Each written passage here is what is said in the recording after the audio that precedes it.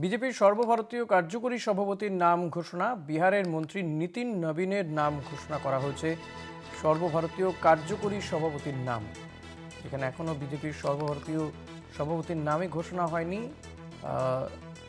তা নিয়ে বিস্তর টালবাহানা চলছে, তবে অবশেষে কার্যকরী সভাপতির নাম জানানো হয়েছে। বিজেপির সর্বভারতীয় কার্যকরী সভাপতির নাম ঘোষণা, বিহারের মন্ত্রী নীতিন নবীনের নাম ঘোষণা করা হয়েছে।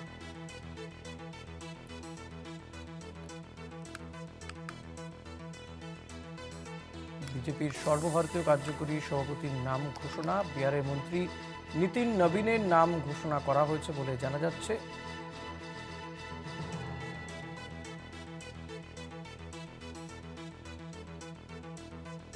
বিশেষ প্রতিনিধি অঞ্জন রায় রয়েছেন আমার সঙ্গে টেলিফোনে। অঞ্জন দা, এই নীতিন নবীনের নাম ঘোষণা করা হয়েছে, আবার তো সেই একই ব্যক্তির দুটি পদ, যেখানে তিনি মন্ত্রী ও বিহারের, আবার তাকে কার্যকরী সভাপতি হিসেবে ঘোষণা করা হলো, কি জানা যাচ্ছে?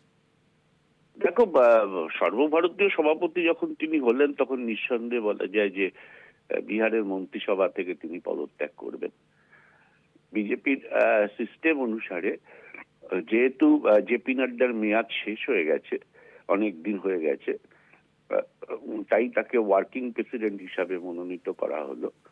এরপর কোনো একটি সভায়, অল ইন্ডিয়ায় সভায় ডেকে তারপর তাকে পূর্ণাঙ্গ প্রেসিডেন্টের মর্যাদা দেওয়া হবে। কিন্তু এই একইভাবে অমিত শাহর সময় তাই হয়েছিল। অমিত শাহ দীর্ঘদিন প্রেসিডেন্ট ছিলেন, তার মেয়াদ শেষ হয়ে যাওয়ার পরও তিনি দীর্ঘদিন প্রেসিডেন্ট ছিলেন। তখন জেপি নাড্ডাকে ওয়ার্কিং প্রেসিডেন্ট হিসাবে নিয়োগ করা হয়েছিল। পরবর্তী ক্ষেত্রে আরেকটি সভার মাধ্যমে তাকে সর্বভারতীয় প্রেসিডেন্ট করা হয়। এবার যিনি নতুন ওয়ার্কিং প্রেসিডেন্ট হলেন তিনি বিহারের মন্ত্রিসভার ক্যাবিনেট মিনিস্টার।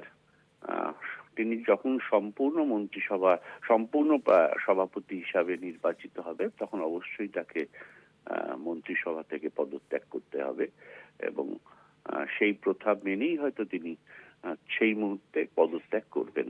আরএসএস এর দীর্ঘদিনের, ছোটবেলা থেকে আরএসএস করা করা বলা যেতে পারে, একেবারে পুরোপুরি আরএসএস এর একদম ছোটবেলা থেকে করা আরএসএস এর এই নেতা বিহারের এবারের নির্বাচনে নিঃসন্দেহে বড় ভূমিকা বিজেপির পক্ষে নিয়েছিলেন।